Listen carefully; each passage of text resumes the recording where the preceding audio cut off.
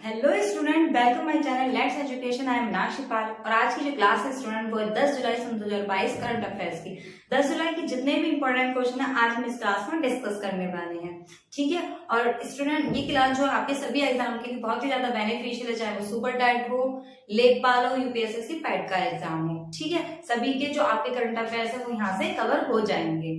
और स्टूडेंट आपके एक इन्फॉर्मेशन कि आपकी डेली की क्लास 8 बजे होगी। कितने बजे होगी? डेली की क्लास आपकी 8 बजे होगी। 8 बजे मैं आपको लाइव मिल जाऊंगी। और स्टूडेंट 12 बजे आपका एक सेशन और है जिसमें मैं आपको यूपीएससी पैट के प्रीवियस ईयर के क्वेश्चन कराने वाली हूँ। तो 12 बजे प्लीज आप लोगों को क्या है, लाइव हो जाना है और उस क्लास को अटेंड कर लेना है, जिसमें मैंने एनालिसिस करके बताया कि कौन कौन से इंपॉर्टेंट क्वेश्चन है जो यूपीएससी पैट एग्जाम में आपके आए थे, ठीक है स्टूडेंट। और इस क्लास का जो है लिंक और टेलीग्राम ग्रुप का जो लिंक है वो आपको डिस्क्रिप्शन में मिल जाएगा। तो टेलीग्राम ग्रुप को ज्वाइन कर लीजिए, जिसमें आपको सभी जो भी मैं इंपॉर्टेंट चीजें होती है वहां डाल देती हूँ, या इस क्लास का पीडीएफ हो, ये सभी क्लास का पीडीएफ और लिंक क्लास आपको वहां पर मिल जाएगी, ठीक है स्टूडेंट। तो आपसे एक और रिक्वेस्ट है कि अगर आपको क्लास पसंद आती है तो ज्यादा से ज्यादा लाइक कीजिए, शेयर कीजिए, चैनल को सब्सक्राइब कीजिए। तो आज की क्लास स्टार्ट करते हैं। तो फर्स्ट क्वेश्चन है कि किसने 5 से 12 साल के बच्चों के लिए कोवैक्सीन को मंजूरी दे दी है? क्या है? किसने 5 से 12 साल के बच्चों के लिए कारोवैक्स यानी कि कोवैक्सीन को मंजूरी दे दी है? तो किसने दे दी है? एसटीएससी ने, यूपी की समिति ने क्या है इसको मंजूरी दे दी है। किसने दे दी है? यूएससी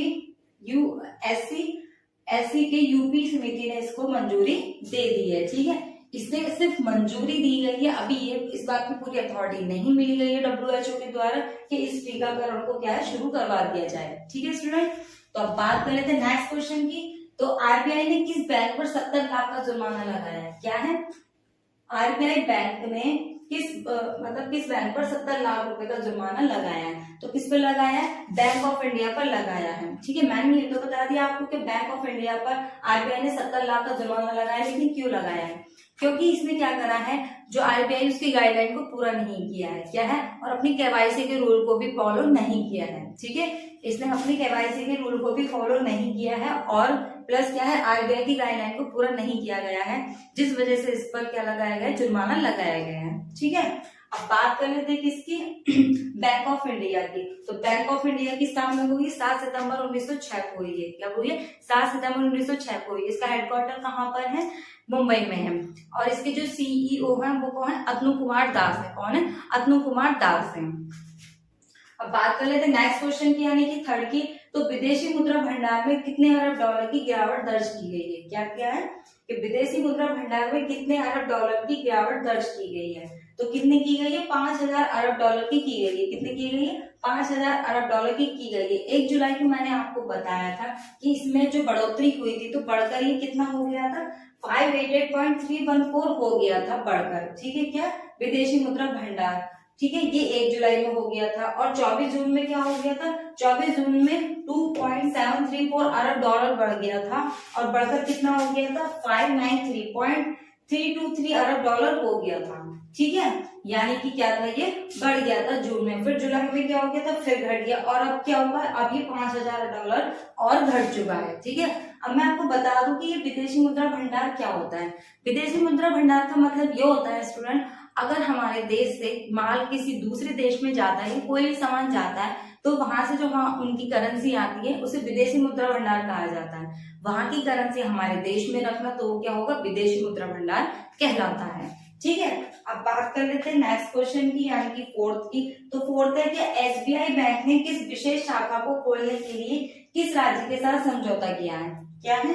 एसबीआई बैंक ने किस नई विशेष शाखा खोलने के लिए किस राज्य के साथ समझौता किया है? तो किसके साथ किया है? कर्नाटका के साथ किया है। किसके साथ किया? कर्नाटका के साथ किया है, ठीक है।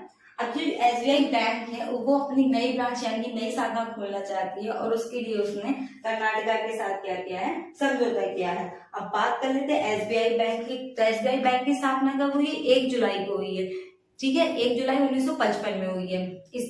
और इसका हेडक्वार्टर कहाँ पर है? मुंबई में है। और इसके जो सीईओ है वो कौन है? दिनेश कुमार खरा है। क्या है? दिनेश कुमार खरा है, ठीक है। अब बात कर लेते हैं कर्नाटका की। तो कर्नाटका की कैपिटल क्या है? बैंगलोर है। यहाँ के जो सीएम है वो कौन है? बसवराज बोम्मई है। और यहाँ के जो गवर्नर है वो कौन है? थावरचंद गहलोत है। ठीक है। और यहाँ के कुछ इंपॉर्टेंट राष्ट्रीय उद्यान है जिनके बारे में मैं आपको बता देती हूँ। यहाँ का जो सबसे इंपॉर्टेंट राष्ट्रीय उद्यान है वो है अंशी राष्ट्रीय उद्यान है, फिर नगरहोर राष्ट्रीय उद्यान है, तुंगभद्रा राष्ट्रीय उद्यान है, और नामेरी राष्ट्रीय उद्यान है, और बहुत से इसके राष्ट्रीय उद्यान है जो बहुत ही ज्यादा इंपॉर्टेंट है। ठीक है। अब बात कर लेते हैं नेक्स्ट क्वेश्चन की, यानी कि 5th की। तो फेडरल बैंक लिमिटेड पर कितने करोड़ का जुर्माना लगाया है? क्या है? फेडरल बैंक लिमिटेड पर कितने करोड़ का जुर्माना लगाया है? तो कितना लगाया है? 5.72 करोड़ का लगाया है। क्या है? 5.72 करोड़ का जुर्माना इस पर लगाया है। ठीक है। इस पर फेडरल बैंक में, फेडरल बैंक ने क्या करा? आरबीआई की जो गाइडलाइन है उसको पूरा नहीं किया था। जैसे मैंने अभी बताया था आपको किसके बारे में, बैंक ऑफ इंडिया के बारे में बताया था, वैसे ही फेडरल बैंक ने आरबीआई बैंक की जो गाइडलाइन है उसको पूरा नहीं किया था। ठीक है। जो आरबीआई बैंक है वो हमारा सबसे बड़ा बैंक है जो छोटे छोटे बैंकों को क्या देता है? लोन देता है। और अगर उसकी गाइडलाइन को पूरा नहीं किया जाता है तो वो किसी भी बैंक पर जुर्माना लगा सकती है। ठीक है। तो कितना लगाया? 5.72 करोड़ लगाया है। अब बात कर लेते हैं इसकी स्थापना की, यानी कि फेडरल बैंक की। तो फेडरल बैंक की स्थापना थी 23 अप्रैल 1931 में हुई थी। 23 अप्रैल 1931 में हुई थी। ठीक है। इसका जो हेडक्वार्टर है वो कहाँ पर है? अलवा में है। कहाँ पर है? अलवा में है। और इसकी जो सीईओ है वो कौन है? श्याम श्रीनिवासन है। कौन है? श्याम श्रीनिवासन है। अब बढ़ते हैं अपने नेक्स्ट क्वेश्चन की ओर। नेक्स्ट क्वेश्चन की बात करते हैं स्टूडेंट। तो नेक्स्ट क्वेश्चन है आपका, स्वतंत्रता सप्ताह कब मनाया जाएगा? क्या है? फ्रीडम वीक डे कब मनाया जाएगा? तो कब मनाया जाएगा? 11 से 17 अगस्त तक मनाया जाएगा। कब तक मनाया जाएगा? 11 से 17 अगस्त तक मनाया जाएगा।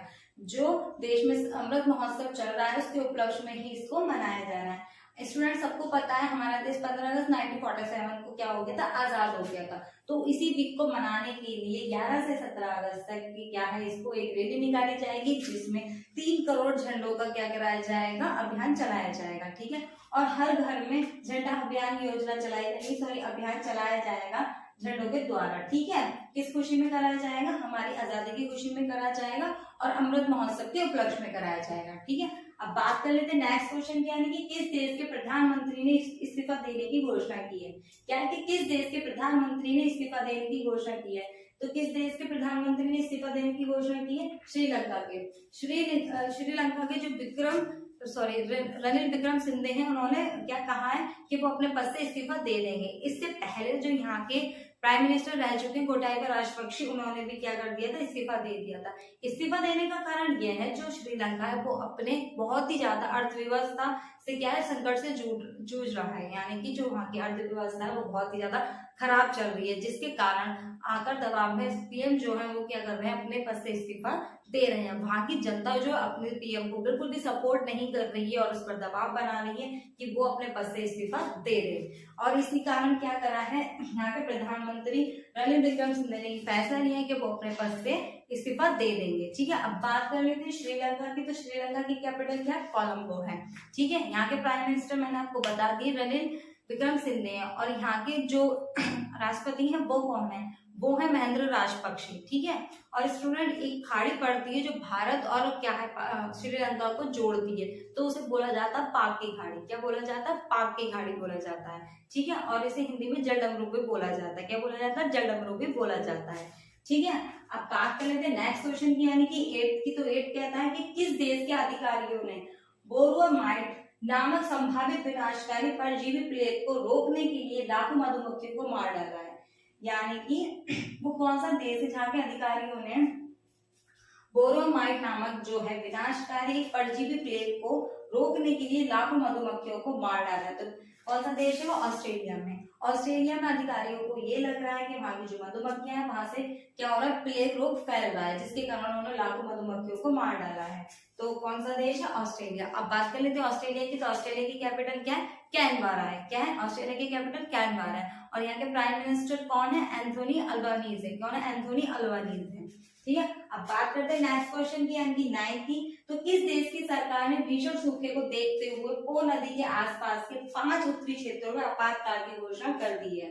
क्या किस देश की सरकार ने भीषण सूखे को देखते हुए पो नदी के आसपास के 5 उत्तरी क्षेत्रों में आपातकाल की घोषणा कर दी है? तो किस देश ने कर दी? इटली ने कर दी है। इटली के जो प्राइम मिनिस्टर है उन्हें ये लगता है कि यहाँ पर जो सूखा पड़ रहा है, ना तो वहाँ के आसपास में कोई नदियों में कुछ है और ना ही पानी है, जिसके कारण वहां पर क्या कर दिया? आपातकाल की घोषणा कर दी है।